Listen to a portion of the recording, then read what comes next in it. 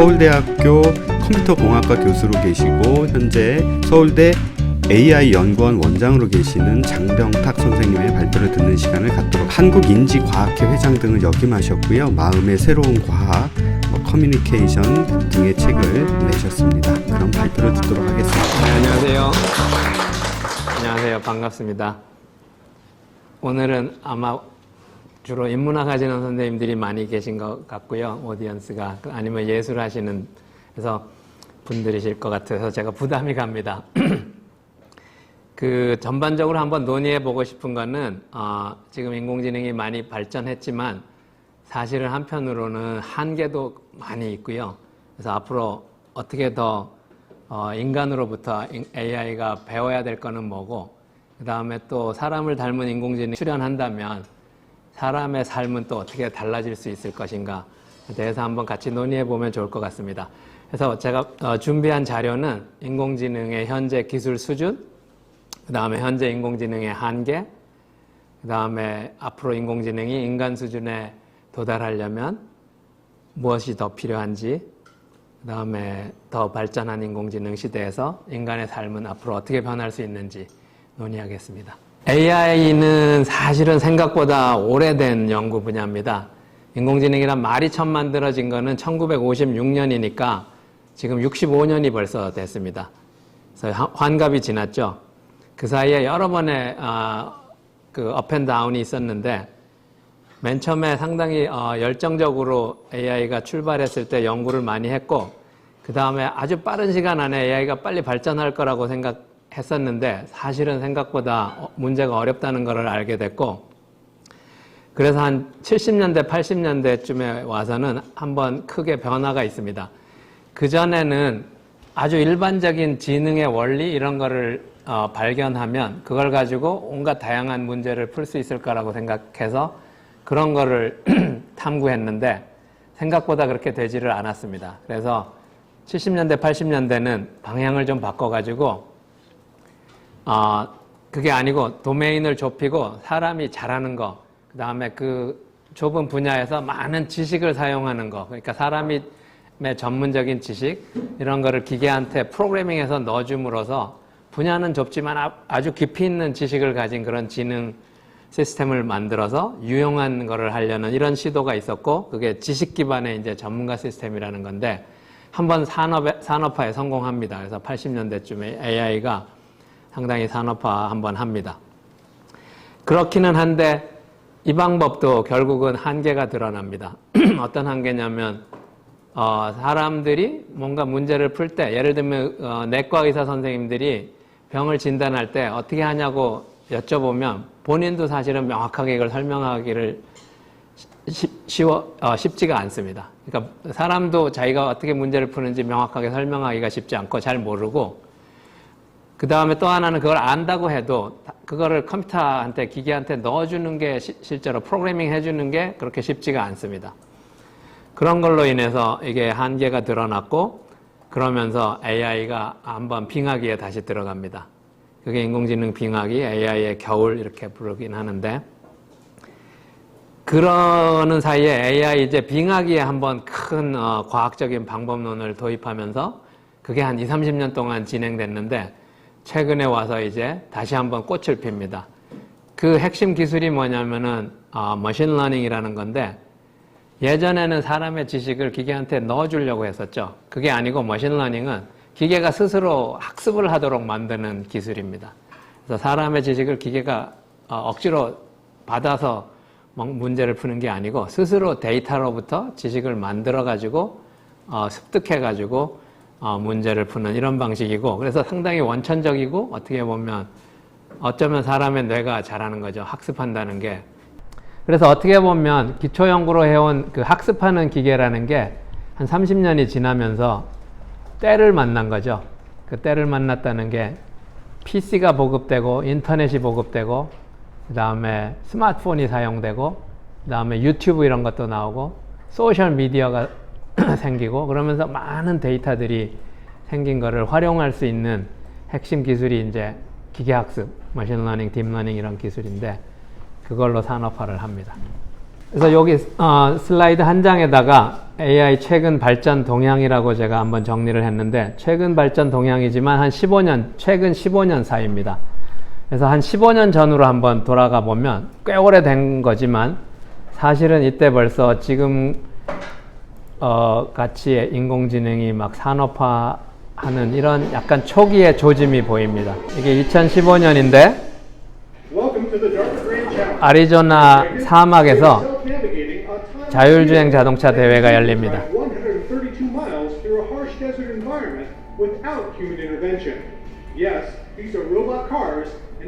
로봇 카라 그랬죠? 그러니까 실제로 로봇 연구한 거를 자율주행 자동차에 적용해 가지고 자율주행 대회를 성공적으로 이 주행을 하는 차가 2005년에 한 5대가 생깁니다. 그래서 132마일을 자율주행 했어야 돼요. 1등한 차가 한 6시간 정도를 자율주행 사고 없이 합니다. For qualifying teams, information about the event is held in tight secrecy until race day. It is only then that they will receive details about the course. At 4 a.m., just heavy favorites 넘어가면서 보겠습니다. Carnegie Mellon's red team will run first and third. 주로 대학교 연구실들이 참여했는데 사실은 2004년에 처음 열렸는데 그때는 7마일 이상 못 가고 다 실패했어요. 근데 1년 만에 132마일을 완주하는 차들이 여러 대 생깁니다.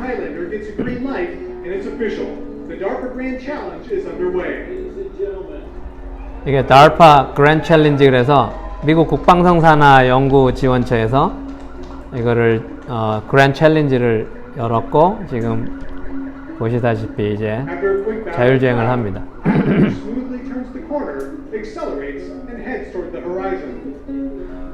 물론 이제 지도를 가지고 있고 구글 맵 같은 걸 쓰고 그다음에 GPS로 위치를 잡기는 하는데 그래도 지도상에서 차가 어느 위치에 있는지를 추론하는 게 사실은 불확실성이 높아서 틀릴 수 있습니다. 지금 보시는 차가 우승한 차인데 파란색 폭스바겐이 우승했는데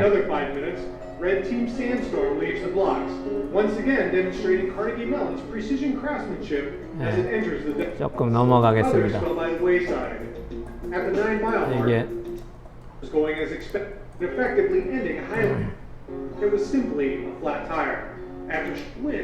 여기 이제 우승하는 차가 들어오는 장면인데요.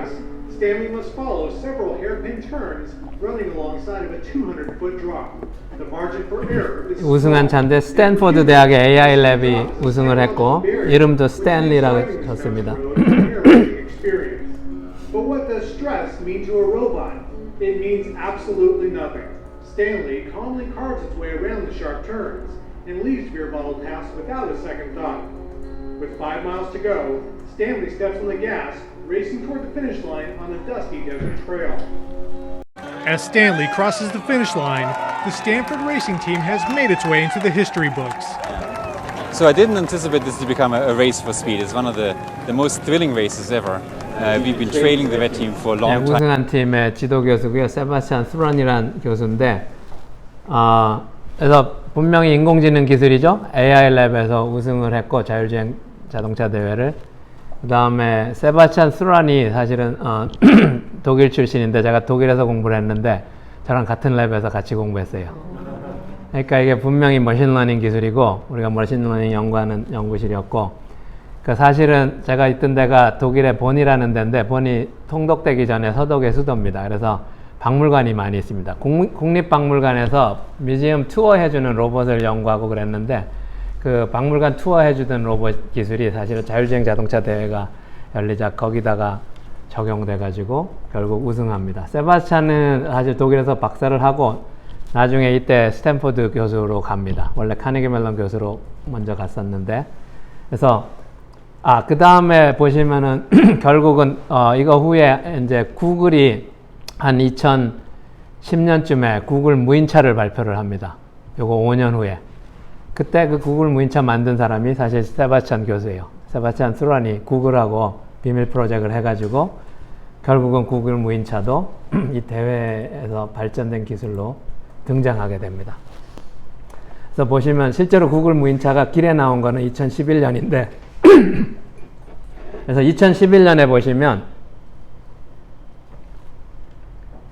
세 가지 큰 사건이 지금으로 보면 동시다발적으로 일어납니다.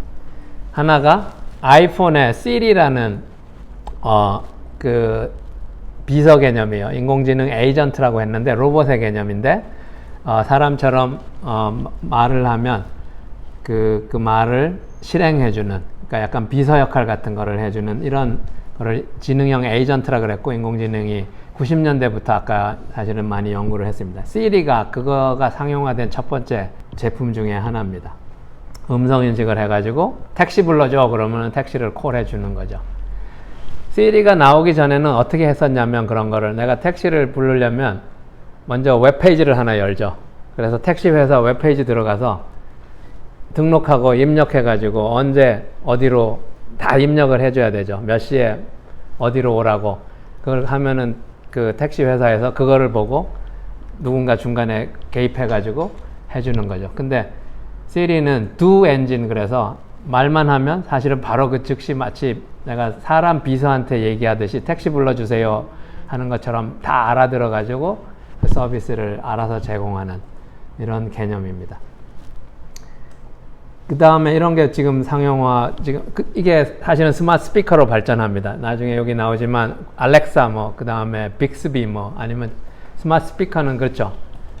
이제 스마트 스피커 형태로 그 시리만 해도 스마트폰에 들어있는 앱이었는데 주머니 속에 있었는데 이제 책상 위로 나와서 여기서 바로 얘기하면 알아듣고 노래도 틀어주고 아니면 물건도 주문하고 사실은 이런 걸 합니다. 그 다음에 또 하나가 이게 왓슨이라는 건데, 왓슨은 이제 IBM이 만든 인공지능인데 사실은 오래 연구한 겁니다. 한 8년 연구한 겁니다.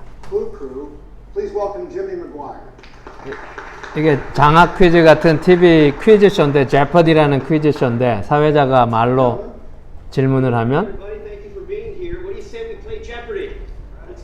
참가자들이 질문에 대답해야 됩니다. 백과사전적인 지식을 기계가 가지고 이 대회에 참가해서 사람하고 겨뤄서 우승을 합니다.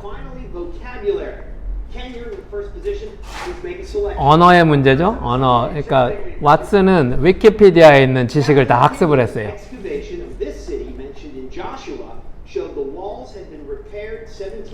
여기 참가자 셋 중에 가운데가 기계입니다. 왓슨이라는 IBM AI고요.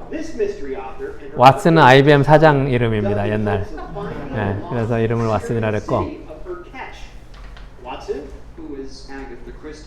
여기 보면 확률을 계산합니다. 그래서 인공지능이 사실은 학습을 연구 많이 했고 확률적인 계산하는 거를 연구를 많이 했는데, Watson, who is Mary Lincoln. You're right. 800 same category. Harriet Boyd Hawes was the first woman to discover and excavate a Minoan settlement. 사실 이 대회 할 때 정확하게는 왓슨은 음성 인식으로 한 게 아니고 사회자 텍스트를, 그 당시 음성 인식이 완전하지 않았기 때문에 대신에 음성 합성은 아나운서 목소리를 학습해가지고 진짜 아나운서 같은 목소리를 얘기를 합니다. 그 다음에 이 양쪽에 사람은 누구냐면 옛날 역대 챔피언인데, 이 왼쪽에 있는 분은 70회인가를 연속으로 이긴 어마어마한 그 챔피언을 이긴 거고요. 오른쪽은 가장 큰 상금을 타고 이긴 사람입니다. 그래서 왓슨은 그 다음에 보시면 IBM이 거의 왓슨 컴퍼니로 변환하다시피 해서 이걸 가지고 사업화를 많이 시도했고요. 근데 아주 사업적으로 아주 그렇게 성공한 것 같지는 않은데, 기술적으로 보면, 그러니까 인공지능을 가지고 이런 거를 병원에 넣는다든지 무슨 금융 서비스를 한다든지 다양한 분야에 응용할 수 있는 핵심 기술입니다. 그 다음에 구글 무인차. 지금 보면 놀랍죠. 이 세 가지가 벌써 2011년에 등장을, 알파고 5년 전입니다. 그러니까 그 다음에 이제 알파고가 2016년에 세상의 모든 많은 사람들, 한국뿐만 아니고 전 세계를 놀래켰는데, 재밌는 사실은 보시면 알파고를 만든 딥마인드가 2012년에 창업합니다. 4년 만에 바둑을, 그 어렵다고 생각한 바둑을 이깁니다. 그러고 보니까 바둑 비슷한 거를 AI가 뭐를 연구했냐면, 이걸 한번 보시면 체스를 이미 1950년부터 연구했어요. 인공지능 초기에. 근데 체스에서 이게 세계 챔피언을 이기는 장면입니다. This was suspense beyond anything the world of chess had ever known. 보시면 알파고하고 상당히 유사한 걸 아실 수 있어요. Confident player throughout a dominating career, hovered over his pieces in the deciding game of a match with an implacable challenge. 바둑 대신에 서양 장기고, Blue. 이세돌 대신에 게리 카스파로프라는 당시 세계 챔피언이 있고, But the next day, he got the shock of his life. To Kasparov, 역시 컴퓨터는 체스나 바둑을 직접 못 두기 때문에 사람이 놔줍니다. 오른쪽에 사람이 Kasparov conceded, and the loss wore on his mind for the rest of the match.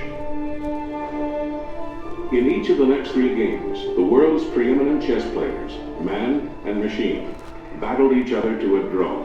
Kasparov's early scorn for Deep Blue's abilities had proven a great mistake.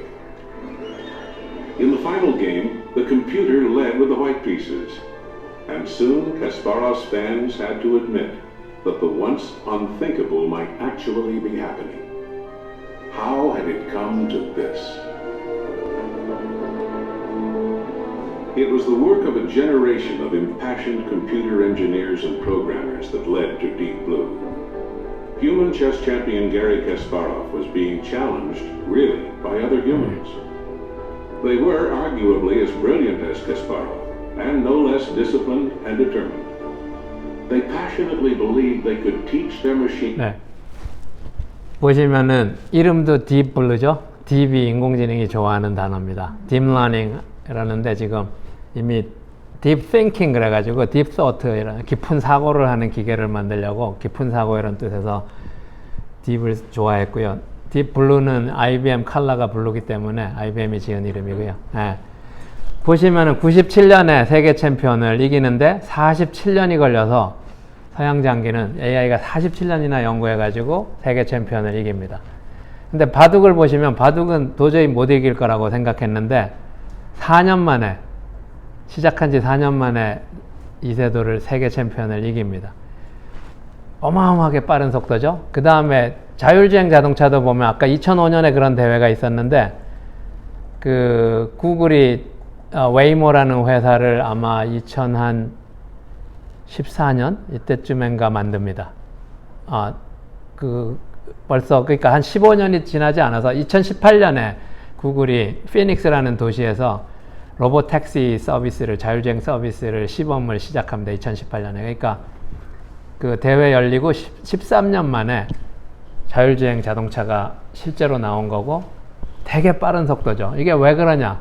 과거에 체스 이기는데 엄청나게 오래 걸렸는데 지금 바둑이나 자율주행은 생각보다 빨리 산업화하고 발전하는데 그 이유가 바로 조금 이따 우리가 이제 살펴볼 건데 학습하는 기계 덕분입니다. 그래서 옛날에 프로그래밍을 해가지고는 똑똑하게 만드는데 시간도 오래 걸리고 결과적으로 아주 잘하는 성능에 도달하는 게 어려웠는데 지금은 이제 데이터를 많이 주면 기계가 스스로 학습해가지고 어마어마한 속도로 막 발전을 해서 결국은 사람을 능가하는 일이 생깁니다. 이게 지금 가장 사실은 큰 변화입니다. 그 다음에 이제 최근에 한 2020년에 작년에 또 GPT-3라는 게 나와가지고 사람처럼 이제 글을 막 써줍니다. 내가 단어를 이렇게 치면은 나머지 다음에 나올 단어를 알아맞혀가지고 단어를 계속 생성해서 사람이 쓴 글 유사한 글을 써주는 이런 AI가 등장했고 요거 GPT-3라 그러는데 이거는 또 재밌는 게 오픈AI라는 회사에 마치 딥마인드 같은 회사입니다.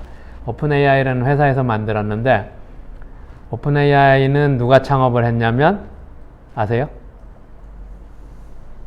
테슬라 자동차 일론 머스크가 창업했습니다. 원래는 이름도 그렇듯이 오픈, AI 기술을 다 개발한 다음에 다 공개하겠다고 한 거예요. 오픈해가지고. 그래서 non-profit 컴퍼니로 출발했는데 사실은 중간에 profit 컴퍼니로 변신합니다. 그리고 최근에 GPT-3가 나온 거를 사실은 대박이라고 볼 수도 있는데 이걸 회사들이 쓰기 시작하니까 그 다음에 마이크로소프트가 이걸 라이센스해 갔어요. 그래서 국내에서도 지금 이런 거를 만들 생각을 합니다. 큰 회사들이. 그래서 최근에 이제 또 하나의 발전이고요. 그래서 이런 것들을 우리 생활이나 이런 거에 조금 더 가까이 다가오는 걸로 다시 한 번만 보겠습니다. 그래서 예를 들면 이런 것들이 이제 구글이 만든 건데 Is the Google Assistant actually calling a real salon to schedule the appointment for you? Let's listen. 구글이 만든 AI가 전화를 걸어서 미장원을 예약을 해줍니다. 오른쪽은 사람이고 미장원에 있는 전화 받는 사람이고 왼쪽은 AI예요. 이런 말까지 하죠. 그래서 이게 딥러닝 학습을 잘 할 수 있습니다. 사람 목소리를 흉내내는 거 잘하고. Depending on what service she would like, what service is she looking for? Just a woman's haircut for now. Okay, we have it 10 o'clock. 10 a.m. is fine. Alco Contero, how may I help you? Hi, I'm the Google Assistant calling to make a reservation. 구글 어시스턴트 그랬죠? 도우미 비서. Can I book a table for Tuesday the 12th? Okay. 예. 이게 지금 전화를 걸어서 예약을 사람 대신 해주는 거고, 또 하나는 이제 그 아마존이 만든 건데 무인샵입니다. 편의점에 내가 스마트폰만 찍고 들어가서 물건을 아무거나 막 집어가지고 내 가방에 들고 나와도 AI가 다 인식해가지고 무슨 물건을 샀는지 계산까지 해준다는 개념이고요. 4 years ago, we started to wonder, what would shopping look like if you could walk into a store, grab what you want, and just go? What if we could weave the most advanced machine learning, computer vision, and AI into the very fabric of a store, so you never have to wait in line? No lines, no checkouts, no registers. Welcome to Amazon Go. Use the Amazon Go app to enter. Then put away your phone and start shopping. It's really that simple. Take whatever you like. Anything you pick up is automatically added to your virtual cart. If you change your mind about that cupcake, just put it back. Our technology will update your virtual cart automatically. So, how does it work? We used computer vision, deep learning algorithms, and sensor fusion, much like you'd find in self-driving cars. We call it Just Walk Out technology. 아까 보시면은 그 구글 어시스턴트는 약간 언어 능력이죠. 언어 능력. 그다음 지금 보시는 거 약간 시각 능력입니다. 물건을 카메라로 알아보고 어느 물건을 집었는지. 그래서 언어나 시각이 사실은 중요한 지능의 부분인데 이런 부분에서 최근에 딥러닝을 통해서 많은 발전이 있습니다. 그래서 이런 거에 이제 깔려 있는 기술로 딥러닝을 조금만 살펴보겠습니다. 학습이라는 게 도대체 뭔가, 어떻게 기계가 학습을 하는가, 요거를 아는 게 중요하기 때문에 사실은 딥러닝은 딥하다는 건 여기서 층이 많다는 뜻이에요. 그래서 신경망인데 뇌 구조를 닮은 신경망 구조를 가진 학습 모델인데, 학습한다는 게 이제 좀 이따 보겠지만, 예를 들면 문자 인식을 한다 그러면 A자 문자를 입력해 주면 출력으로 뭐 ABCD 26개가 예를 들면 있겠죠. 그러면은 A면은 0, 1, 0, 0, 0, 0. A에만은 불이 켜지고 출력은, 그러면 A를 인식하는 거죠.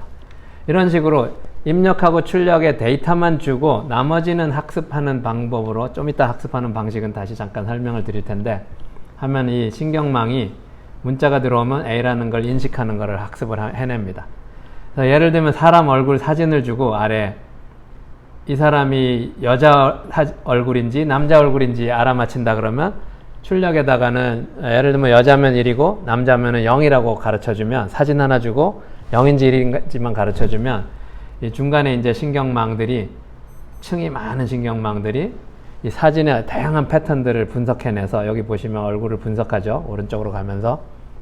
그래가지고 이 사람이 남자 얼굴인지 여자 얼굴인지를 판별해냅니다. 그래서 이거를 이제 데이터를 많이 주면 사진 주고 남자인지 여자인지 가르쳐주고 또 사진 주고 가르쳐주고 한 다음에 학습을 하면 나중에는 사진만 주면 0인지 1인지 아니면 0 가까이 아니면 1 가까이 알아맞힙니다. 그거를 조금 더 이제 상세하게 한번 보면 이거 이해를 다 못하셔도 되는데 이게 이제 감독학습이라 그럽니다. 학습이 감독학습, 무감독학습, 이제 강화학습 이런 세 가지로 구분되는데 우선 감독학습을 이해하시면 되는데 자, 예를 들면 강아지하고 고양이 사진을 구별하고 싶다. 그러면 강아지 사진 예를 들면 10,000장을 모으고 고양이 사진 10,000장을 모아요. 그럼 20,000장의 사진이 있죠. 그 다음에 강아지면은 답을 1이라고 레이블을 달아줍니다. 강아지. 그거는 쉽죠, 우리한테. 고양이면은 0이라고 해줘요. 그래서 사진하고 1, 사진하고 0. 요게 학습 데이터예요. 이런 거를 20,000장 모아놓은 거죠. 그런 다음에 이게 이제 신경망 아주 간단한 건데 입력을 주고 신경망은 사실 이게 신경세포고 신경세포를 연결하는 시냅스라는데 바이올로지컬하게 뇌에서 여기 연결선, 신경세포 2개를 연결하는 선이 시냅스인데 거기서 학습이나 기억이 일어납니다. 그거를 흉내낸 이제 계산 모델인데 그래서 입력을 주고 계산을 뭔가 해보고 그 다음에 오류를 계속 교정하는 게 학습이에요. 그래서 처음에는 강아지 사진을 줬는데 1이라고 대답을 못하고 예를 들면 0.6이라고 대답합니다. 초기치를 아무거나 주기 때문에. 근데 우리가 정답을 1이라고 가르쳐줬죠. 그래서 정답을 아니까 예를 들면 1 빼기 타깃값 정답 1 빼기 0.6 실제로 계산한 값은 0.6이 나왔어요. 그러면 0.4만큼의 오차가 있죠. 그 오차를 이제 여기 에라인데 에라를 줄여주는 방식으로 여기 가중치 웨이트를 수정을 합니다. 그게 이제 미분의 개념인데 이건 모르셔도 돼요. 어쨌든 간단하게 미분해서 계산해 가지고 요 에라 델타 에라죠. 1 빼기 0.6 그럼 0.4만큼의 에라에 해당하는 거를 뭔가를 여기를 교정을 해줘요. 그 다음에 강아지 사진을 다시 다음에 주면 요번에 0.5라고 대답해요.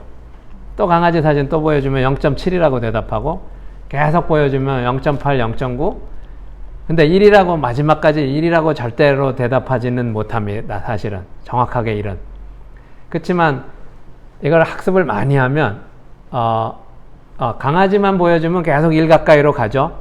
근데 중간에 또 그렇게 간단하진 않아요. 고양이 사진을 보여주면 실제로는 0 가까이 가야 돼요. 근데 고양이 사진을 보여줬는데 처음에는 0.4라고 대답했다고 치면 역시 에러가 있죠. 여기 보면 0.4 그러니까 0이어야 되는데 고양이는 0.4만큼 나왔으니까 0 빼기 0.4니까 0.4만큼의 오차가 있죠. 그것도 다시 교정을 합니다. 그래서 강아지를 보여주면 1 가까이 가도록 학습하고 고양이를 보면 0 가까이 가도록 출력을 하도록 해요. 그래서 왔다 갔다 하면서 계속 이게 수렴해야 되는 때까지 계속 반복적으로 에러를 교정을 하면 어디선간 수렴합니다. 그래서 예를 들면 20,000장의 사진에 대해서 정확하게 1이나 0이라고 대답을 못하지만 강아지 사진을 주면 예를 들면 0.7 이상 대답해요. 0.7이든 8이든 9든. 고양이 사진을 주면 0.3 이하로 대답해요. 0.123 그 0.5처럼 이렇게 가운데 있는 거는 대답 안 하도록 훈련할 수 있어요. 그러니까 적어도 이게 강아지인지 고양이인지 개략적으로는 맞힐 수 있죠. 만약에 아까 20,000장을 주고 학습을 했는데 그러면 이걸 잘 못한다.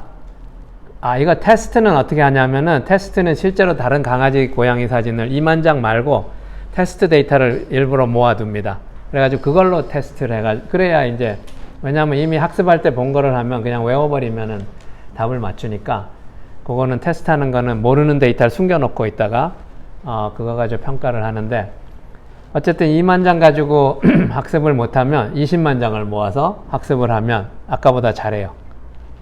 그래도 안 되면 200,000장을 모아가지고 강아지 100,000장, 고양이 사진 100,000장, 200,000장 모으면 또 더 잘해요. 그래도 안 되면 20,000,000장 모으고. 그래서 학습의 특징은 계속 데이터가 많아지면 계속 성능은 향상됩니다. 조금씩이라도. 아주 조금일지 모르지만 계속 성능이 향상돼요.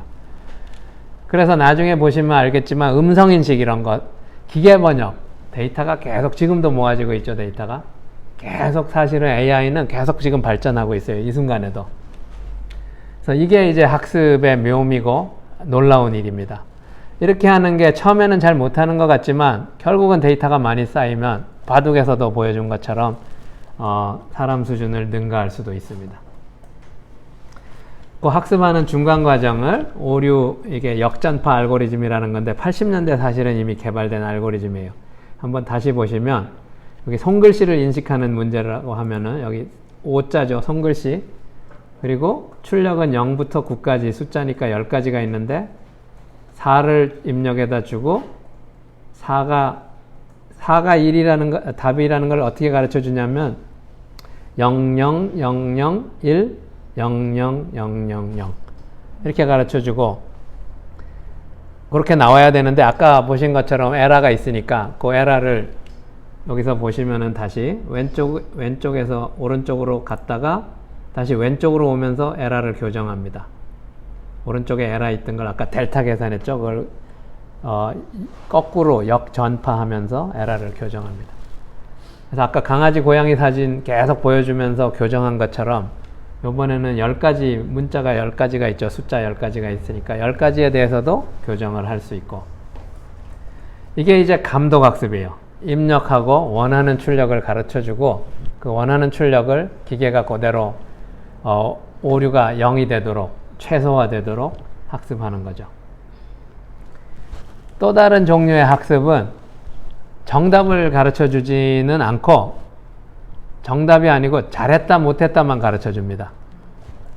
어떤 문제는 정답을 모르는 경우가 많죠. 바둑이 예를 들면 바둑을 훈수를 둘 때 사실은 이세돌이 옆에서 내가 한 수를 두면은 그거 두지 말고 이거를 뒀어야 됩니다 라고 가르쳐 주면 감독학습하는 거예요. 근데 바둑이 꼭 그것만 있는 건 아니지만 만약에 이세돌이 두는 바둑을 그대로 학습한다고 하면 정확하게 정답을 가르쳐주면 감독학습인데 그렇게 하지를 않고 보통은 옆에서 훈수 두는 사람이 한 수를 누가 두면은 잘했어 아니면 못했어 이래요. 못했는데 정답이 뭔지는 안 가르쳐줘요. 그냥 못했다고만 하는 거지 뭐가 진짜 잘한 건지는 안 가르쳐줘요. 그게 이제 강화학습입니다. 그 강화학습은 그래서 보상하고 벌을 줍니다. 잘하면은 보상을 주고 못하면 벌을 주고 당근과 채찍만 줘가지고 방향만 가르쳐줘요. 그런 방식으로 이게 더 어려운 학습입니다. 학습 머신러닝 관점. 왜냐하면 뭐를 잘했는지 정답을 계속 찾아야 돼요. 기계가. 그래서 시행착오를 통해서 학습을 합니다. 여기 보면 아이들이 태어나가지고 걷는 거를 학습할 때 시행착오를 하죠. 넘어지면 또 일어서고 또 해보고 안 되면 또 다른 방식으로 해보고 계속 좋은 방법을 찾아갑니다. 여기 보면 320번을 반복했더니 좀 더 멀리 걸어가는 방법을 찾았고 그래도 넘어지는데 더 많이 반복했더니 연습을 더 멀리 걸어갑니다. 그러니까 알파고가 바둑을 더 보고 마지막에 이기면은 거꾸로 돌리면서 요번에 둔 수를 확률을 높이고 한참 뒀는데 지잖아요. 넘어진 거나 마찬가지죠. 지면은 거꾸로 돌리면서 내가 둔 수에 대해서 페널티를 줍니다. 다음에는 그런 쪽으로 안 두도록. 물론 이게 아주 그렇게 쉽지는 않습니다. 순서가 있기 때문에 단순히 좋다 나쁘다가 그때만 판단하기는 어려워요. 중간 과거를 봐야 됩니다. 그래서 어려운데 그래서 강화학습은 어쨌든 방향만 가르쳐주고 그 진짜 좋은 방향을 계속 찾는 거를 연습을 합니다. 그 다음에 또 하나는 무감독 학습인데 무감독 학습은 더 쉽게 이해하는 방법은 아까 강아지 고양이 사진을 입력에다 줬는데 사실은 강아지 사진을 입력해 주고 출력에다 강아지 사진을 똑같이 준다고 생각하시면 그게 한 가지 방법이에요.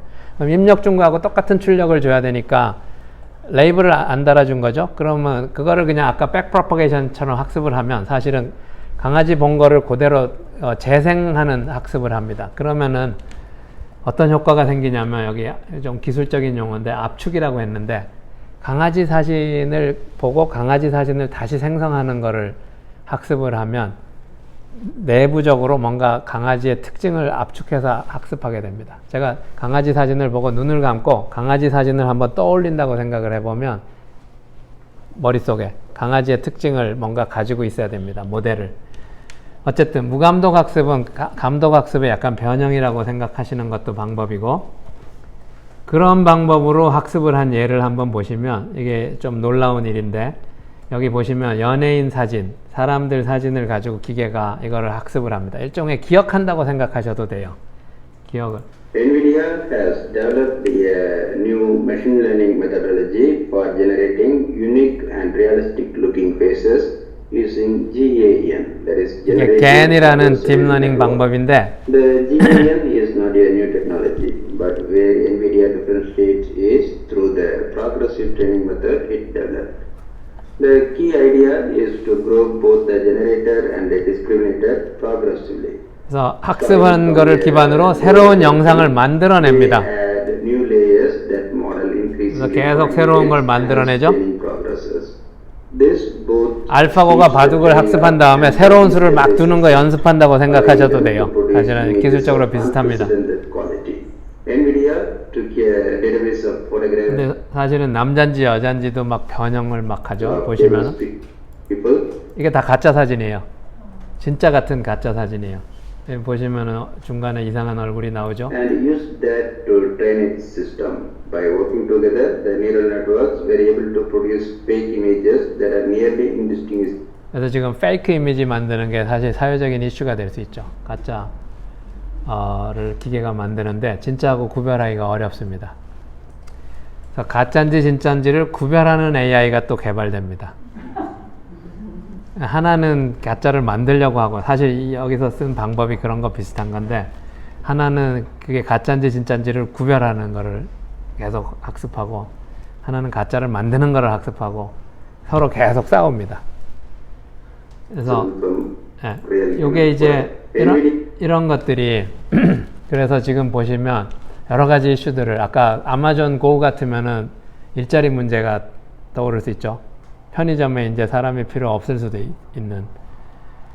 그 다음에 지금은 보시면은 이제 페이크 이미지 같은 사회적인 이제 이슈를 야기할 수도 있고 뭐 이런 일들이 일어나는 이유입니다. 그래서 학습을 한다는 게 사실은 잘 생각해 보면 혁명입니다. 잘 생각해 보면. 왜냐하면 지금까지는 인공지능을, 똑똑한 기계를 사람이 자꾸 프로그래밍 해가지고 뭔가 만들려고 했었어요. 그러니까 사실은 집에 아이들을 교육하는 걸 생각해 보면 부모님들이 자꾸 지식을 선생님이나 지식을 자꾸 아이들한테 집어넣어 주려고 막 했는데, 그런 방식으로는 그렇게 발전을 못했어요. 지금은 학습은 어떤 방식이냐면 아이들을 데리고 다니면서 많은 걸 익스포즈 시켜요. 좋은 환경에, 데이터에. 그러면 기계가 스스로 학습을 합니다. 아이들이 보고 스스로 느껴서 스스로 학습하는 거 같은 거고, 결과적으로는 사람이 막 프로그래밍 한 게 아니고 데이터만 잘 준 거예요. 물론 데이터 주는 거는 사람이 한 일입니다. 그래서 결과적으로는 프로그래밍을 기계가 스스로 하고 AI가 스스로 성능이 향상됩니다. 아까 보시면 계속 성능이 향상돼요.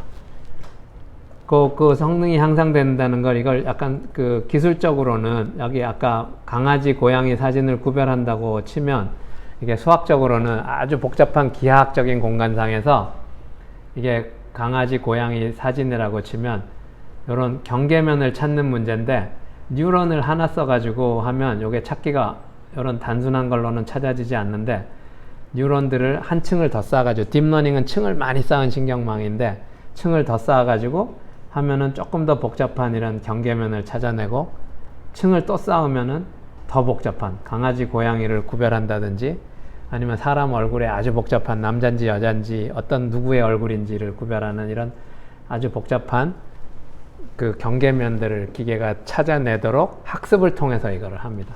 그래서 데이터가 많으면 그 데이터가 요거를 구별하는 정보를 주는 거고, 기계는 그걸 이용해서 문제를 계속 잘 풀 수 있도록 성능을 향상해 나갑니다.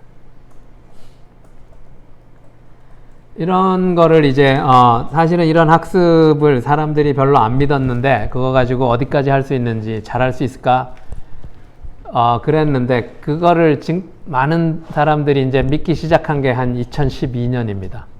그 계기가 된 게 이런 데이터인데, 여기 있는 이게 이미지넷이라는 데이터 대회가 한 2010년부터 열립니다.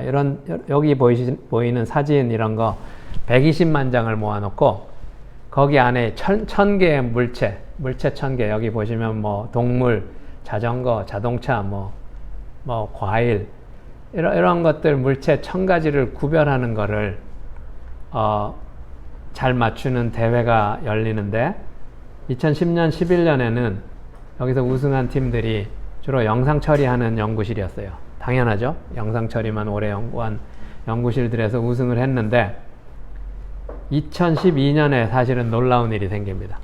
영상 처리 전문가가 아니고 이게 120만 장의 데이터니까 데이터가 많이 있고 딥러닝 모델을 써가지고 학습을 잘 시킨 다음에 학습만을 통해서 이 대회에서 우승을 합니다. 그리고 성적도 전년에 비해서 월등하게 향상되는 것을 보입니다. 그래서 딥러닝으로 그거를 우승한 팀이 이제 캐나다의 힌튼 그룹인데 저처럼 머신러닝만 연구하는 사람이었어요. 그러니까 영상 처리 자체만을 하는 연구실이 아니고, 그러니까 이게 의미가 뭐냐면은 데이터를 많이 모으고 딥러닝을 잘 하도록 설계를 하면 아주 어려운 문제를 잘 풀 수도 있다는 걸 증명한 거죠. 그리고 실제로 2013년, 14년 그 이후에 다 딥러닝으로 우승을 합니다.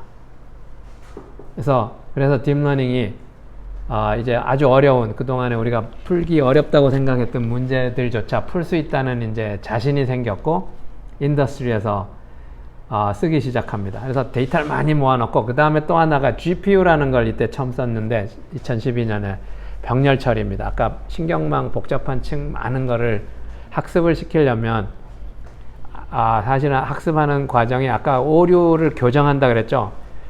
그 강아지 고양이 사진을 2만 장을 모아서 주지만 그거를 보여주는 거를 수만 번 수십만 번 계속 보여주면서 오류를 교정해야 됩니다. 그 다음 망이 복잡하기 때문에 그걸 학습하려면 뭐 며칠 뭐 일주일 이렇게 걸릴 수도 있어요. 그러니까 근데 이제 GPU라는 거를 쓰면은 병렬 처리를 하기 때문에 이거를 아주 빨리 한꺼번에 처리를 합니다. 사실 뇌도, 우리 사람의 뇌도 신경세포가 10에 11승 게 어마어마하게 많은 뇌세포가 병렬 처리를 합니다. 한꺼번에 이걸 동시에 막 처리하는데 지금 신경망이 그런 모델이고 그거를 잘 할 수 있도록 GPU 같은 병렬 프로세서 기술이 같이 발전한 게 지금 딥러닝이 실제로 복잡한 문제를 풀 수 있도록 하는데 크게 기여했습니다. 그래서 보시면은 예를 들면 2015년에 구글이 우승을 하는데 이때 2014년에 22층짜리 22층짜리 신경망을 가지고 우승을 하고 그 다음에는 뭐 152층짜리 나중에는 뭐 수백 층, 수천 층도 이렇게 실험을 하는 이런 딥러닝 신경망 모델들이 등장을 합니다. 그래서 물체인식 같은 게 이게 물체인식을 이거 하는 거를 프로그램으로 도저히 사실은 할 수가 없는 문제인데 기계는 어쨌든 계속 학습을 해가지고 어떤 물체인지 구별을 해내고 아까 아마존 고 같은 데서 보시면 물건 진열된 거 아무거나 이렇게 사람이 보고 그거를 보는 각도에 따라 물건이 다 다르잖아요. 멀리서 보냐 가까이서 보냐 이렇게 돌려서 보느냐에 따라 똑같은 물건도 다 다르게 보이는데 그거를 다양한 데이터를 가지고 학습을 하면 똑같이 하나의 물건으로 인식을 해냅니다. 그 다음에 놀라운 일 중에 하나는 사실 기계 번역인데 기계 번역이 이미 1960년대부터 AI 초기 때부터 많이 투자하고 연구한 그 문제인데 사실 언어를 두 나라 말을 번역한다는 게 어렵기도 하고 상당히 유용한 기술이기도 하고 그 다음에 당시 한 60, 70년대 냉전 시대여서 첩보 이런 것 때문에 러시아의 문서 이런 거를 자동으로 서방에서 이제 알아보기 위해서 이런 거를 연구를 많이 했는데 70년대 중간쯤에 한 보고서가 한번 나옵니다. 그 보고서가 상당히 네거티브했어요. 당시로서 기계 번역을 AI로만 해가지고 아주 유용한 기계 번역이 되는 거는 불가능에 가깝다. 이런 보고서가 나오면서 사실은 거의 포기합니다. 이 기술을. 그랬다가 물론 이제 EU 같은 데서는 그래도 여전히 조금 연구를 했어요. 왜냐하면 EU 같으면 유럽 11개국이 브뤼셀에 모여가지고 회의를 하면 그걸 11개국어로 번역을 쫙 해야 되니까 그래도 그런 거 기초연구 특성상 그런 것도 하고 어느 정도 연구를 하긴 했는데 큰 진전을 못 봤었는데 2000년대 구글이 머신러닝을 통해서 번역을 하려는 시도를 합니다. 학습이라는 개념을. 그러니까 이게 멀리 갈 수 있다는 거를 이제 안 거죠. 학습 데이터가 그럼 뭐냐? 사실은 보시면은 인터넷이 나오면서 웹페이지가 만들어지죠. 위키피디아에 똑같은 주제를 영어로도 돼 있고 일본어로도 돼 있고 한국어로도 돼 있고 이게 학습 데이터예요. 한 페이지를 영어 사이트가 있고 한국어 사이트가 있으면 그걸 학습 데이터라고 생각하고 기계 번역기를 학습시킬 수도 있죠. 그런 방식으로 물론 이제 시간이 꽤 걸렸는데 왜냐하면 일단 데이터가 많이 생겨야 되고 그 다음에 근데 이제 딥러닝처럼 그렇게 복잡한 모델이 나올 때까지는 성능이 그렇게 향상되지는 못했었어요. 근데 최근에 한 2017년쯤에 보시면 구글 기계 번역기가 한번 성능이 크게 점프합니다. 딥러닝을 써가지고 그게 Neural Machine Translation 그래서 NMT라는 기계 번역 딥러닝 모델인데 이게 그 그림입니다. 보시면은 영어하고 한국어 문장, 영한 번역을 한다 그러면 문장만 줍니다. 아까 강아지 사진 주고 강아지라고 가르쳐 주는 것처럼 영어 문장 주고 한국어 대응되는 문장 감독학습으로 주고 나머지는 기계한테 다 맡겨요. 그래서 여기 보시면은 이게 신경세포들인데 신경망을 이제 이게 Recurrent Neural Net이라는 재기 신경망 구조인데 층을 또 쌓고 연결되고 단어 간의 연결도 보여주고 그 다음에 뭔가를 분석한 다음에 다시 변환을 해가지고 다시 한국어로 생성하도록 하는. 그래서 구조 자체를 보시면은 그 특별한 무슨 문법 구조나 이런 거에 이렇게 들어가 있지 않아요. 그 문법 구조를 기계가 스스로 발견해냅니다. 그래서 혹시 여기 언어학 하신 분도 계실 것 같은데 그 여기 주어, 동사, 목적어 이런 거 분석을 안 해요. 여기 보시면은. 옛날에는 기계 번역을 그렇게 하려고 했어요. 먼저 영어에 주어, 동사, 목적어 찾아낸 다음에 주어, 동사, 어순을 뭐 바꿔가지고 한국어 만들어내고 이런 식으로 문법 지식을 프로그래밍 해가지고 번역을 하려고 시도했는데 지금 보시면 여기 그런 게 안 보여요. 그냥 망만 있을 뿐이고 어떻게 보면 기계가 모르긴 해도 기계 나름대로의 문법의 규칙들을 찾은 걸지도 모릅니다. 단지 사람이 이해할 수 없는 아주 복잡한 형태로. 그래서 이게 약간 철학적인 문제가 있습니다. 기계가 마치 영한 기계 번역에 뭔가 문법을 찾았는데 사람이 이해를 못하는 건지 아니면 그거는 도저히 언어학자가 용납할 수 없는 말도 안 되는 어떤 정말 건지 아니면 오히려 우리 사람이 기계가 한 걸로부터 배울 것이 있는지 사실은 논의거리입니다. 그래서 결과로만 보면 근데 기계 번역이 상당한 수준에 올랐습니다. 물론 아직 완전하지는 않고 특히 문장이 아주 길면은 잘 못합니다. 긴 거는 근데 끊어가지고 번역해가지고 다시 연결하고 뭐 이런 방법을 엔지니어링 하면 또 풀 수 있기 때문에 그래서 오래 걸렸지만 결국 기계 번역도 옛날 방식으로 그러니까 규칙 기반으로 프로그래밍 하던 방식으로는 사실은 그렇게 성공적이지 못했는데 지금 데이터를 많이 주고 학습을 시켰더니 상당 수준에 온 거를 보면 지금 학습 방식의 이제 AI가 상당히 그래도 발전한 거를 알 수 있습니다. 그 다음에 이제 알파고가 한 거를 보시면 아까 제가 사람 얼굴을 여기다 주고 강아지나 고양이 얼굴 구별하는 걸 보여드렸죠.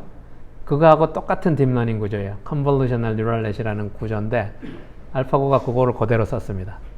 여기 사람 얼굴 분석하는 대신 바둑판을 영상이라고 생각하고 이렇게 딥러닝으로 분석했다고 생각하시면 돼요. 출력은 단지 바둑이니까 바둑 19x 19의 좌표 안에서 어느 수를 두는 게 현재 이 바둑판의 모양에서 확률이 가장 높은지 그 확률을 다 찍는 거를 학습을 통해서 배웠다고 생각하시면 됩니다. 물론 이거보다는 복잡합니다. 실제로는 좀 더 복잡합니다. 알파고가 실제로 한 거는 강화학습이기 때문에 강화학습 안에서 이런 방법을 또 쓴 거고 여러 가지 사실 알파고는 지난 50년 60년 인공지능이 개발한 모든 방법 다 썼어요.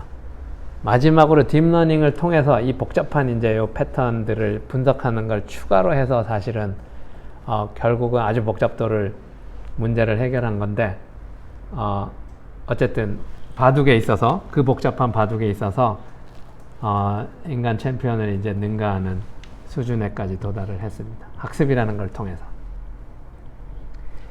그 다음에 아까 잠깐 말씀드린 GPT-3라는 게 뭐 이름이 이게 좀 복잡한데 Generative Pre-trained Transformer 그랬는데 트랜스포머라는 건 딥러닝 모델이라고 생각하시면 되고 Generative 하다는 거는 이게 아까 연예인 사진 생성하는 거 보셨죠? 옛날에 AI는 주로 개냐 고양이냐 구별하는 것만 잘했는데 구별하는 거하고 생성하는 거는 조금 다른 겁니다. 그러니까 뇌과학이나 아니면 그 인지과학 관점에서 하나는 우리 기억으로 얘기하면 구별하는 거는 변별하는 겁니다. 이건지 저건지 이게 컵인지 컵이 아닌지 구별하는 거하고 요거는 recognition memory라 그래요. 재인 기억 주면은 이거 알아맞히는 문제인데 그게 있는가 하면 그게 주로 감독 학습이 잘하는 건데 이게 머신러닝 초기에도 이거는 잘한 겁니다. 근데 최근에 딥러닝이 되면서 잘하는 게 뭐냐면 생성하는 모델이에요. 이거는 달라요. 제가 눈을 감고 컵을 떠올라 보세요 하면 컵이 머릿속으로 떠오르시잖아요. 심지어는 예를 들면 남대문을 떠올려 보세요. 남대문이 떠오르시잖아요. 지금 안 보이시는데 머릿속에서. 이게 제너러티브 모델이에요. 사실은 약간 상상력 같은 거를 사람이 할 수 있는 기억, 리콜 메모리라 그래요. 회상 기억이에요. 이게 확률적인 모델인데 이런 것들이 최근에 이제 AI, 그러니까 딥러닝들이 잘합니다. 아까 글을 쓰는 거를 제너러티브하게 내가 I love 그러면 다음 단어가 뭐가 나올까요? I love 그러면 you 그냥 나오잖아요. 예를 들면 사실은 이게 확률적인 걸지 몰라요. 우리가 많이 배운 게 영어 배울 때 맨 처음에 맨날 배우는 단어가 그잖아요. I love you 뭐라. 그러니까 마치 기계도 그런 거를 많이 하면은 얘가 I love 다음에 여기 보시면은 여기 그래서 데이터를 a robot must 그러면 obey를 예측합니다. 어떻게 하냐면은 이 GPT가 근데 pre-trained 사실은 괴테가 쓴 작품을 다 학습시키면 괴테가 무슨 단어 다음에 무슨 단어가 나올지 예측할 수도 있어요. 옛날에 통계학자들도 그런 연구했어요, 사실. 근데 지금은 그 딥러닝, 머신러닝을 통해서 사실은 모델을 자동으로 만드는 거나 마찬가지고 어쩌면 사람도 그럴지도 몰라요. 저희가 시를 막 외운다고 치면 시를 외우면은 막 단어를 얘기하면 그 다음 단어 바로 떠오르잖아요. 근데 사실은 거꾸로는 잘 못합니다. 거꾸로는 또 잘 못해요. 특별히 외우기 전에는. 근데 어쨌든 그래서 GPT는 일단은 어마어마한 딥러닝 모델 복잡도를 가집니다. 1750억 개의 아까 신경 연결선을 가진 딥러닝 모델이고 어마어마하게 큽니다. 그걸 어떻게 학습을 했냐면은 300억 개 단어 정도를 가진 문헌으로 학습을 시켰어요. 300억 개가 어떤 건지 상상이 잘 안 가긴 하는데 하여간 어마어마한 코퍼스라고 생각하시면 되고 이거를 학습하는데 PC로 하면 355년이 걸릴 시간을 썼답니다. 네, 뭐 하여간 어마어마한 시간이에요. 그러니까 개인이나 조그만 대학교 연구실에서는 도저히 할 수 없는 실험을, 그러니까 이게 아까 오픈 AI에서 어마어마한 그 아까 GPU나 이런 장비를 가지고 한 거고, 그래서 어쨌든 그렇게 했더니 놀라울 정도로 사람처럼 글을 써준다는 거예요. 새로운 데이터 수집 장치예요. 사실은 그래서 몸이 오히려 필요하고, 그 다음에 사람으로 보면 거꾸로인 것 같은데 정말로 몸을 통해서 뇌를 통해서 지식을 체화해 가지고 습득한 건데 인식론적으로 그게 지금 우리가 기호로 표시하고 논리로 표시하고 아니면 언어로 표시하기는 하지만 실제로는 습득하는 과정은 오히려 이런 거에서 세상에서 지각을 통해서 내재화된 건데 지금 AI는 오히려 반대 방향입니다. 그래서 보시면은 아이들이 어떻게 학습하는가를 보면 사실 언어를 못해도 6-month-old babies will enjoy holding a small toy and shaking it about. It'll be a few more weeks before your baby can use his thumb. 그러니까 사실 인공지능이 지금 하는 거를 보시면 물체 인식을 하는데 다 사진을 막 찍어가지고 이게 컵이라는 거 인식하잖아요. 온갖 사진 이렇게 찍어가지고. 근데 아이들이 배우는 걸 보면 그렇게 먼저 배운 게 아니고 컵 만지면서 입으로 넣고 말을 못 배워 컵이라는 건 모르지만 벌써 젖병 가지고 몸으로 만지면서 따뜻한 거 컵 쏟아도 보고 하면서 오히려 터치나 이런 걸 가지고 몸으로 컵을 먼저 배우고 한 것 같거든요. 초기에는 아마 시각도 별로 안 썼을지도 모르는데, 그래서 반대입니다. 근데 그런 걸, 그러니까 이게 AI 관점에서는 그게 이제 한계인 거죠. 이거를 정말로 다양한 컵이라는 걸 정말로 느끼면서 컵의 개념을 배워가지고 나중에 이제 사람들이 컵에 대해서 컵이 뭐 하는 거야? 그러면은 컵에 대해서 질문한 거에 대답을 할 수 있어야 되는데, 지금 AI가 스마트 스피커에 컵이 뭐 하는 거야? 한번 물어보면 할지는 몰라요. 근데 다 외운 거예요. 컵은 물 마시는 겁니다. 뭐 이런 거 정도는 대답할지는 모르는데, 그 아이들이 정말로 그러면서 느끼면서 배운 거를 가지고 대답하는 거는 아니에요. 그래서 그게 계속 가지고 가는 한계입니다. 그 다음에 언어를 배우기 시작하면 보면 우리가 말로만 배우거나 글로만 배우는데 그게 아니고 아이들이 배우는 걸 보면 Raise your toes. 그쵸. 말을 아직 잘 못함에도 불구하고 더군다나 글씨는 못 쓸 텐데도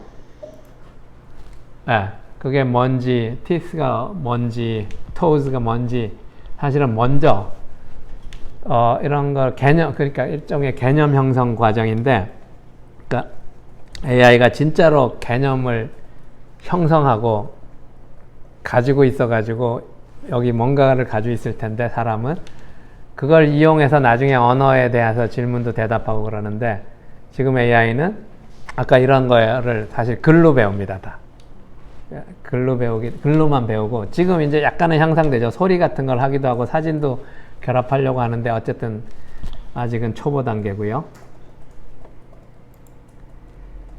그 다음에 하나는 그러면 기계가 의식을 가질 수 있느냐, 이거는 꽤 오래전부터 철학자들이 하시는 질문이고, 사실은 C-word, 그래서 아예 기피하는 언어기도 합니다. 근데 최근에 다시 그럴 필요 없다 그러고 의식에 대해서 다시 얘기하기 좀 시작한 걸로 알고 있습니다. 80년대 논의가 꽤 되다가 그 다음에 사실 기피하던 근데 제가 이제 컴퓨터공학자로서 보면은 의식이라는 게 아니면 AI 관점에서 사실은 너무나 거창한 단어여서 그렇긴 한데, 한 가지 굳이 의식이 그럼 왜 필요하냐 이런 거를 한번 생각을 해보면, 한 가지는 이 세상이 너무나 복잡하고 생각하거나 해결해야 될 것이 너무나 많아서 어쩌면은 의식이라는 거를 통해서 대충 빨리 뭐를 하는 방법을 사이드 이펙트로 인간이 찾아낸 걸지도 모르겠어요. 그러니까 뭔가 이 복잡한 문제를 계산하거나 논리적으로나 막 지금 컴퓨터가 하는 것처럼 다 해가지고는 어차피 답이 안 나옵니다. 그러니까 의식이라는 어떤 걸 통해서 큰 틀에서 빨리빨리 뭔가 보는 방식을 아마 사이드 이펙트로 만들어낸 걸 것 같다는 생각이 듭니다. 그 생각이 드는 때가 보면 사실은 누구나 경험하셨을 것 같은데, 그냥 비유입니다. 나중에 논의를 하기 위해서. 예를 들면 술을 많이 마시고 잠을 자다가 보면 꿈도 꾸고 막 온갖 생각 막 나는데, 이런 거 할 때 보면 제가 보기엔 평소에 막 고민하던 거 이런 것들이 답이 안 나오던 게 그 알코올의 도움을 받아가지고 오히려 그러니까 무의식 같은 의식이, 그게 진짜 의식일지도 모르겠어요. 현실 세계에서 벗어난 또 다른 의식. 이상한 해답들이 막 나오잖아요. 이게 계산해가지고 될 문제가 아닌데, 그러니까 알코올의 힘으로 뭔가 인공지능으로 보면 이게 다 탐색입니다. 바둑을 두는데 막 계산해가지고 다 답이 안 나요. 그냥 막 찍는 거 막 돌아다니는 거예요. 그러니까 약간은 사실은 알코올의 힘이 필요해요. 스레시홀드를 높여가지고 평소에 안 가던 데를 막 가보고 이래야 좋은 답을 가끔 찾아요. 이게 기술적인 용어입니다. 이게 탐색.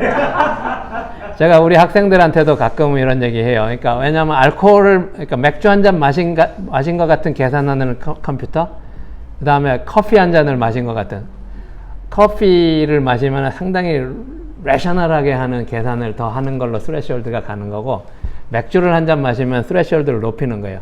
그러니까 다 평소에 안 가보는 공간을 막 가보도록 하는 건 둘 다 필요합니다.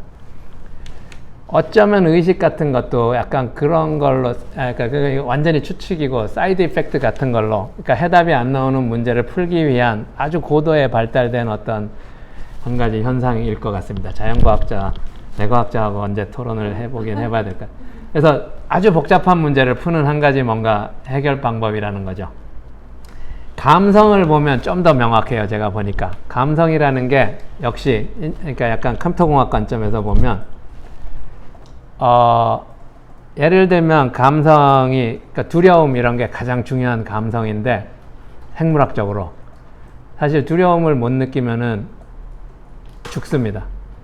적이 왔는데, 프레디터가 왔는데 두려움을, 그러니까 뱀이 있는데 두려운 걸 모르면 죽잖아요. 그래서 지금 보면 어쨌든 학습이라는 걸 통해서 여러 가지 많은 거를 합니다. 그 학습이, 근데 이것도 역시 보면 아직은 여러 가지 한계를 가지고 있고, 그거를 한번 살펴보기 위해서, 학습을 하기 위해서 어떻게 해야 되냐면, 아까 말씀드린 것처럼 사람이 여전히 좋은 데이터를 잘 모아서 많이 좋은 데이터를 모아줘야 되죠. 또 한 가지는, 그 다음에 학습이 결과가 좋으려면은, 아까 딥러닝 구조를 다양하게 보셨는데, 사실은 몇 층을 쌓아야 되는지, 어떤 딥러닝 구조를 만들어야 되는지, 사실 그게 이제 머신러닝 연구자들이 많이 연구하고 있는 부분 중에 하나인데, 최근에는 그런 구조 자체를 또 자동으로 학습하는, 그 학습 모델의 구조를 스스로 학습하는 이런 것도 연구를 합니다. 오토 ML 뭐 이런 식으로 얘기하기도 하는데, 그래서 잘 하려면 모델의 구조도 잘 역시 설계를 해줘야 되고, 이걸 보통 사람이 합니다. 또 하나 중요한 거는, 학습이 잘 되려면은 사실은 목표 함수를 잘 정해줘야 돼요. 그러니까 강아지 고양이를 잘 구별했다는 게 어떤 건지, 그 에러 매저 같은 거, 수학적인 기반이나 아니면 심지어는 뭐를, 더 어려운 거는 바둑 같은 경우, 바둑을 잘 뒀다는 게 어떤 건지를 잘 정의하는 게 사실은 가장 어려운 부분입니다. 어떤 바둑이 잘 둔 바둑인지. 마지막에 가가지고 이기고 지고가 명확하게 판가름 나면 그때는 명확해요, 비교적. 근데 바둑 중간에 이게 잘 둔 건지 못 둔 건지, 얼마나 좋은 건지를 평가해주는 그런 목적 함수를 정의하는 거는 사실은 어려운 일이고, 그런 거 자체가 잘 정의가 안 돼 있으면은 학습이 가야 될 방향을 잃어버리기 때문에 사실은 성능이 잘 안 나옵니다. 이런 거를 염두에 두고, 어쨌든 지금 AI를 한 번만 다시 살펴본다면, 여기 슬라이드가 약간 섞였는데, 지금 사실은 인공지능이 지난 한 60년 이상 해온 거를 굳이 한 3개 시기로 나눠보면, 초기 30년 동안 그냥 symbolic AI라고 합니다. 이게 약간 합리론적인 생각이에요. 사람이 아는 지식을 규칙 같은 걸로 로직을 써가지고 기계한테 넣어주는 방식이라 그랬죠. 이거는 장점은 추론을 잘합니다. 규칙을 해서. 예를 들면 바둑 수를 규칙으로 집어넣어주면 사람이 아는 거는 잘 할 수 있어요. 근데 학습을 못해요. 최근에 하는 딥러닝, 머신러닝은 학습을 잘해요. 근데 비판적으로 보면 지금 학습하는 방법들이 사실은 그렇게 지능적인 일인가? 강아지, 고양이 구별할 수 있는 게 지능인가요? 어려운 문제였습니다. 지금까지 안 풀리고 어려운 문제인 건 분명한데, 사실은 그렇게 지능이라고 생각하기 쉽지 않아요. 바둑이 상당히 지능인 것 같긴 한데, 아까 또 다른 한계가 있다고 그랬고, 불확실성을 못 다루는. 그래서 이 두 개가 사실은 클래시컬한 AI하고 이거를 약간 현대 AI라고 볼 수 있는데, 상당히 상보적입니다. 잘하는 게. 당연히 다음의 AI는 이거를 잘하는 거를 결합하는 이런 거를 해야 되고, 이게 닫힌 세계만 다뤘기 때문이고, 열린 세계로 가야 된다 그랬고, 열린 세계로 가서 하려면 이 두 가지, 학습도 잘하고 추론도 잘하는 걸 하면서 또 하나 못하는 게 있어요. 아까 약간 체화된 인지하고 상관이 있는 건데, 행동하는 거를 못합니다. 이게 정말로 몸으로 하는 행동도 물론 중요하지만, 행동에 가까운 이런 게 순차적으로 뭐를 하는 거. 그 다음에 그 아까 지식이 형성되는 과정을 보면 단순히 그냥 데이터만 가지고 학습한다고 하는 샬로우한 지식이고, 그 다음에 논리적인 규칙이나 이런 거를 써가지고 한 거는 상당히 깊은 지식이긴 한데 체화되지 않은 지식이고, 그래서 현실 세계에서 환경하고 상호작용하면서 체화된 지식을 쌓아가는 이런 인공지능 기술이 앞으로 더 필요한 기술이고, 그게 여기서 제가 얘기하는 인지적인 시스템 아니면 에이전트, 그리고 이거는 정말 오픈월드에서 환경하고 상호작용하면서 경험을 통해서 세상을 알아가고 세상의 문제를, 복잡한 문제를 풀어나가는 과정을 체득하는 이런 AI가 이제 발전돼야 될 거고요. 그런 거 관점에서 이제 정말 인간 수준 인공지능으로 가려면은 뭐를 해야 되는지를 사실은 요게 제가 6단계로 한번 나눠봤습니다. 지난번 우리 네이버에 어떤 강연을 하면서 정리를 한번 한 건데, 그래서 인간 수준 AI는 여기 나눈 거에 의하면 레벨 5입니다. 근데 그 전에 현재 AI를 보면 사실은 가장 초보적인 단계 레벨 1은 휴먼 프로그래밍, 사람이 다 프로그래밍 해준 지능 시스템. 지금 코딩하는 방식이에요. 이거는 이미 지났고요. 그 다음에 레벨 2가 지금 진행되고 있어요. 오토매틱 프로그래밍이에요. 그러니까 데이터를 잘 주고 모델 구조를 정해지기도 하고, 심지어는 모델 구조를 자동으로 찾는 것도 연구하고 있고, 컴퓨팅 파워가 좋아지기 때문에 상당히 자동화된 인재. 근데 데이터는 사람이 다 줍니다. 그 다음 목적 함수도 사람이 잘 정의해줘요. 그러면 기계는 데이터를 이용해서 그 목적 함수를 최적화하는 딥러닝 구조 같은 거를 자동으로 설계해냅니다. 지금 발전하고 있지만 이거는 시간 문제예요. 컴퓨팅 파워가 워낙 좋기 때문에. 그 다음 단계가 뭐냐인데, 아까 보시면은 데이터를 누가 주느냐? 기계가 사실은 스스로 자기가 데이터를, 경험을 스스로 쌓아가는 이런 거를 할 수 있어야 되는 게 제가 보기엔 그 다음 단계예요. 그래서 그 스스로, 그러니까 데이터를 모아갈 수도 있고 스스로 프로그래밍을 하는 거죠. 그래서 그런 부분이고, 그 다음에 심지어는 돌아다니면서 목적 함수를 자기가 찾아가지고 뭐를 학습해야 되는지, 어떤 목적 함수를 향해서 가야 되는지, 더 어려운 미션을 수행을 하려면은, 그러니까 바둑처럼 명확히 정해진 문제만 푸는 거라면은 그런 게 필요하지 않을 수도 있지만, 예를 들면은 이 방을 정리해줘, 이런 거 정도를 원한다면 뭐를 어디서 어떤 순서로 하고 어떤 거를 먼저 한 다음에 다음을 할지를 생각을 해야 됩니다. 그래서 그런 거 같은 것까지 생각하는 단계가 가야 스스로, 그러니까 뭐를 목적 함수를 정해서 스스로 가르치는 거예요. 그런 단계를 가야 인간 수준의 지능으로 갈 수 있을 것 같고, 그 다음에 하나가, 만약 인간 수준 지능을 도달한다고 하면 사실은 사람을 능가하는 인공지능은 상당히 빨리 도달할 수 있습니다. 왜냐하면 이미 사람이 못하는 거를 기계는 잘하는 게 많기 때문에, 단지 오히려 사람이 잘하는 걸 아직 기계가 못하는 게 많아서 인간 수준에 가려면 그걸 해야 되지만, 그거를 도달하는 순간 이미 기계는 어마어마한 기억 용량을 가지고 있고, 그것도 정확하게 기억할 수 있고, 그걸 복제도 할 수 있고, 하나의 AI를 만들면 그걸 100만 개 복제하는 건 순식간이에요. 근데 사람은 사실은 사회 조직도 그런데 사람을 10명을 모아놓는다고 반드시 1명 곱하기 10이 되지 않죠. 물론 더 되기도 하고 잘하면. 그렇다고 100명을 모아놓는다고 한 명이 하는 걸 100명이 다 하는 게 쉽지 않아요. 커뮤니케이션도 더 해야 되고. 근데 기계는 그런 거는 상대적으로 쉽습니다. 그래서 좀 더 다시 정리해보면, 레벨 2는 AI가 알고리즘을 스스로 만든다. 알고리즘 자체, 이미 딥러닝이 약간 그런 거를 하는 단계에 와 있습니다. 그래서 그런 거에 와 있고, 그 다음에 심지어는 학습 데이터를 기계가 스스로 이제 찾아가지고 생성하면서, 이게 continual learning 그러는데 끊임없이 학습하는 이런 거 같은 게 해야 되는 거고, 그 다음에 스스로 어느 정도 자기가 자기 감독을 해서 학습을 하는 이런 것도 실험해 보면서,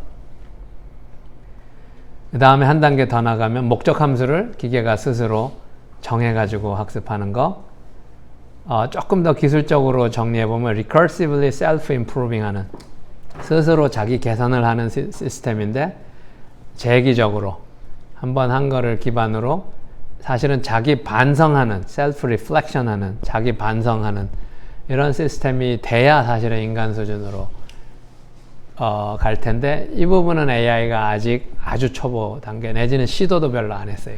셀프 리플렉션 하는 거.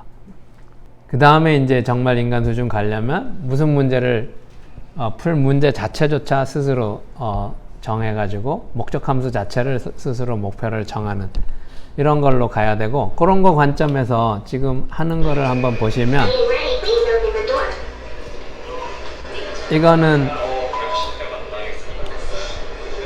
이게 이제 어떻게 보면 이게 완전히 학습해가지고 만든다면 완전한 AI 가까운 건데, 인간 수준. 아직은 상당히 프로그래밍 한 겁니다. 여기 약간 데모라고 보셔도 되고, 이게 저희가 로보컵 대회에 나가서 사실 우승한 거긴 한데, 비디오가 상당 부분은 사실 프로그래밍 된 겁니다. 아직은. 그래서 가정 환경에서 로봇이 스스로 움직여서 심사위원한테 가서 말로 미션을 전달받고, 그거를 이해해가지고 말을 이해해야 되고, 시각으로 환경을 이해하고, 그 다음 움직여가지고 올바로 미션을 수행해야지 됩니다.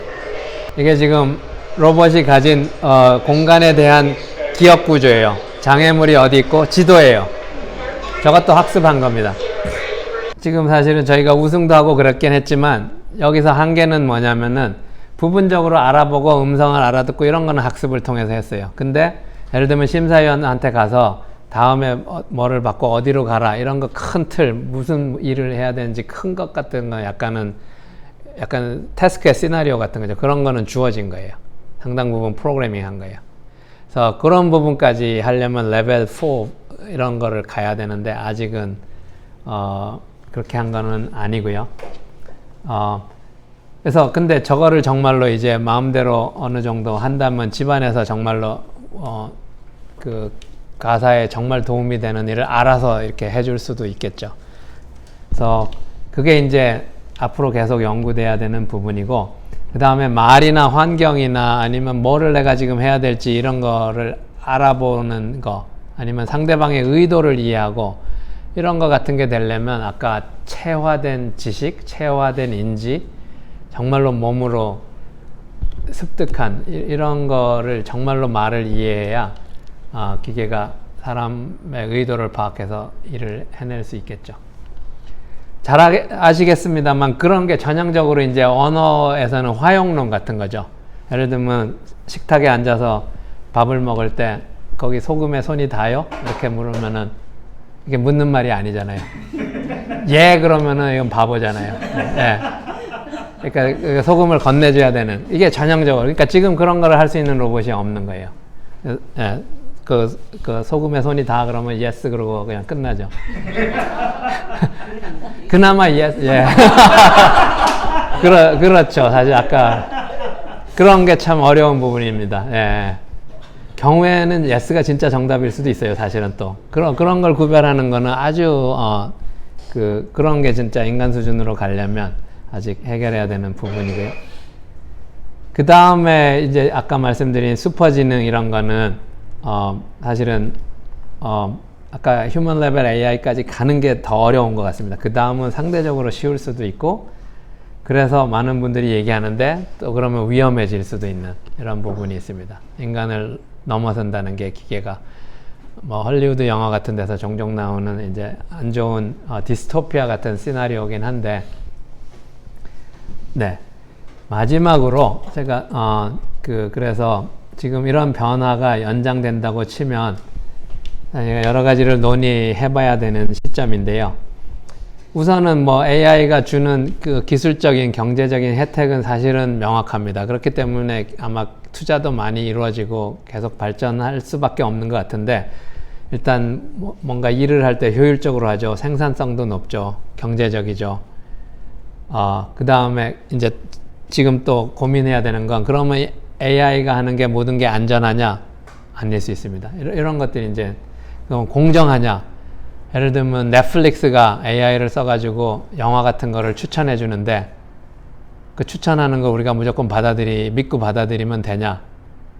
아닐 수 있습니다. 그 뒤에는 상업성이 녹아 들어가 있을 수도 있고, 근데 그러면 기계가 추천하는데 왜 공정하지 않냐? 이렇게 질문하시는 분이 종종 사실 있어요. AI가 배우긴 했지만 아까 보신 것처럼 데이터를 누가 주죠? 데이터를 만든 사람들의 의도가 녹아 들어가 있을 수도 있고, 아니면 의도하지 않았지만 하여간 편향성이 있을 수도 있어요. 그래서 그런 거를, 그러니까 물론 학습하는 자체는 상당히 공정하게 정확하게 한 건데, 데이터를 통해서 편향성이 간접적으로 들어가는 걸 수도 있고, 경우에 따라서는 의도가 녹아 들어갈 수도 있고, 그래서 믿을 수 있느냐, 신뢰할 수 있느냐, 공정하냐, 아니면 정말로 안전하냐, 이런 것들이 아주 비판적으로 봐야 될 때도 있고, 그 다음에 기술적으로도 아직은 불안한 부분도 있습니다. 이런 것들. 그 다음에 진짜로 아까 보시면 일자리 문제, 아까 아마존 고 같은 거 그렇고, 그 다음에 빈부격차 문제. 사실 이게 AI가 첨단 기술이니까 부를 먼저 축적한 사람들이 어쩌면 첨단 기술을 먼저 개발해서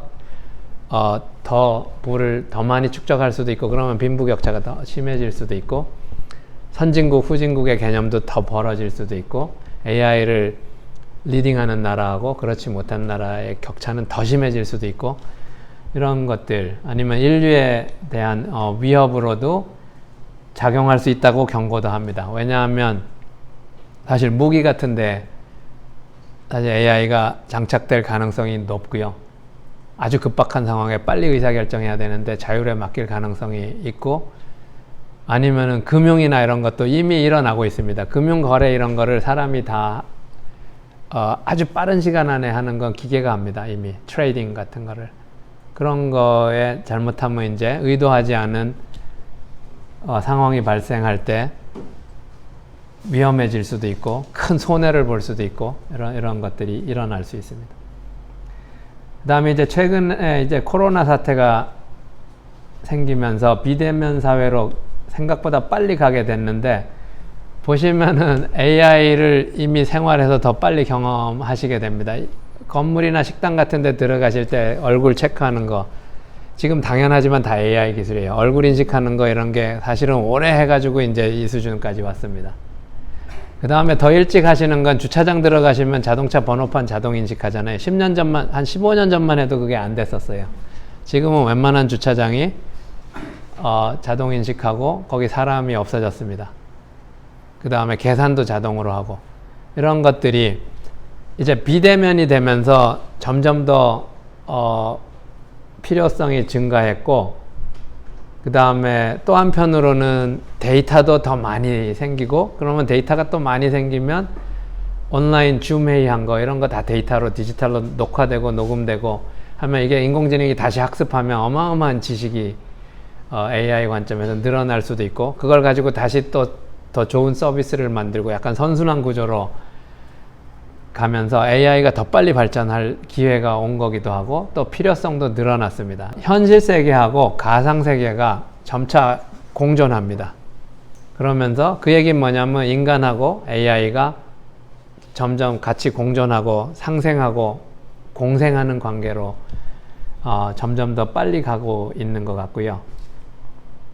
근데 그런 면에서 보면 AI가 친구가 되고 도우미가 되고 동반자 역할을 하기도 하지만, 경우에 따라서는 일자리를 놓고 경쟁하는 관계가 될 수도 있고, 심지어는 다른 나라에서 쓰면은 적이 될 수도 있는, 그래서 아주 여러 가지 면을 다 가지고 있는 측면이 있습니다. 사실은 인공지능이 그래서 그 인간 사회의 가치 기준이나 도덕이나 이런 거를 가질 수 있도록 하려는 이런 시도들도 있습니다. 최근에 그 챗봇 이루다 같은 경우가 한번 혐오성 발언을 해가지고 한번 화제가 되거나 물의를 일으킨 적이 있죠. 이런 문제가 사실은 생길 수밖에 없습니다. 아까 학습이라는 거를 보셨는데, 이루다가 개발자가 옛날 방식으로 다 이럴 때는 이렇게 저럴 땐 저렇게 해가지고 프로그래밍을 다 해가지고 규칙으로 다 집어넣어줘가지고 이루다를 만들었다면 그걸 통제할 수 있어요. 근데 그렇게 통제하면 그렇게 똑똑한 AI가 안 돼요. 지금 만든 방식은 사람들이 막 채팅이나 뭐 카카오나 이런 거 SNS에서 대화한 거를 가지고 학습을 시킨 거예요. 그러면 학습할 데이터가 좀 안 좋은 말이 섞였던 거나 뭐 혐오성 발언이 있거나 그러면 이루다는 그게 무슨 말인지 모르고 그냥 그대로 배우기 때문에 그냥 그걸 흉내냅니다. 그러니까 그게 한계예요. 아직은 아까 의도 파악이나 정말로 이게 하려고 하는 말인지 이거를 이해하고 한 게 아니고 그냥 고지고대로 흉내만 내는 거고, 그 흉내를 내도록 가르치는 사람이 약간 악의를 가지고 아니면 재미로 자꾸 장난을 해보고 하면서 이상한 말을 가르치는 걸 배우게 되니까 사실은 개발자가 그거를 넣으려고 했어도 그 손을 약간 떠난 겁니다. 그래서 AI가 더 똑똑해지고 학습을 하면서 이미 개발자들의 손을 약간 떠난 거예요. 마치 집에 우리 아이가 크다가 엄마 손을 떠나서 유치원에 가가지고 이상한 말 배워오는 거하고 똑같은 거예요. 그거를 통제할 수도 있지만 그러면 걔는 사회 나가서 사회생활 하기 어렵게 되죠. 사회 나가서 스스로 대처해야 되는데 집에만 가둬놓고 키울 수는 없는 것처럼 AI도 약간 그런 단계에 지금 온 거라고 볼 수 있고, 그래서 정말로 인간 수준의 사실은 상대방도 이해하고 사회성도 갖고 감성도 이해하고 이런 AI로 발전해야 그냥 똑똑한 것만 넘어서서 그게 더 똑똑한 거겠죠. 사실은 상당히 다른 차원의 똑똑한 건데 그런 걸로 갈 수 있다고 보이고요. 그러려면 아직은 해야 될 일이 많습니다. 그 다음에 너무 우려하는 부분에 대해서 일부는 우려가 있지만 또 경우에 따라서는 당장 오는 거는 아닐 수도 있어서 그런 부분이 아직은 일부는 논의해야 되는 부분입니다. 그래서 뭐 하여간 전반적으로 정리하자면, 그래서 AI가 한편으로 많이 발전했지만 아직 딥러닝조차도 상당히 한계를 가지고 있고, 그게 더 발전하려면 아직 연구할 게 많고, 그 다음에 사람이 뭐를 잘하는지를 보면 아직은 배울 점이 많이 있습니다. 근데 분명한 거 하나는, 그래서 AI가 상당히 인지적인 능력을 갖는, 주변 환경도 이해하고 거기서 스스로 뭔가 경험을 통해서 능동적으로 뭔가 학습도 하고 하는 이런 걸로 AI가 발전을 하는 게 필요한 것 같고, 기술적으로 적어도 아마 그렇게 갈 것 같습니다. 그래서 마지막으로 보면, 그래서 이제 딥러닝으로 우리가 많은 거를 발전을 했는데 아직은 목표를 명확히 주고 데이터를 주면 그거를 방법은 기계가 어느 정도 컴퓨팅 파워가 좋으니까 찾는 것까지는 딥러닝이 데모였어요. 그 다음에는 이제 실세계로 나가서 데이터도 스스로 만들어내고 찾으면서 목표도 수정하면서 하는 AI는 인지 능력을 갖는 그런 AI는 아직 연구해야 된다고 보이고, 그러면 아마 인간 수준 AI 이런 걸로 이제 어느 정도 가려고는 하는데, 그렇다면은 마지막 질문 중에 하나는 기계가 과연 에이전시, 이제 행위성 이런 거죠. 약간 철학적인 용어인데, 아니면 자유의지, 그 다음에 뭐 궁극적으로 의식 뭐 이런 거 같은 거를 기계가 가질 수 있느냐, 이런 거는 아직은 논의 대상이기는 합니다. 아마 그런 거. 근데 아까 제가 약간은 말씀을 드린 부분이 있는데, 몸이 있고 의식 이런 거하고 상관이 있다는 얘기하고 관련해서 얘기해 보면 아직은 조금 먼 얘기긴 합니다. 현재 AI 기술로 보자면. 예, 발표는 일단 여기서 마치겠습니다. 네, 감사합니다. 네.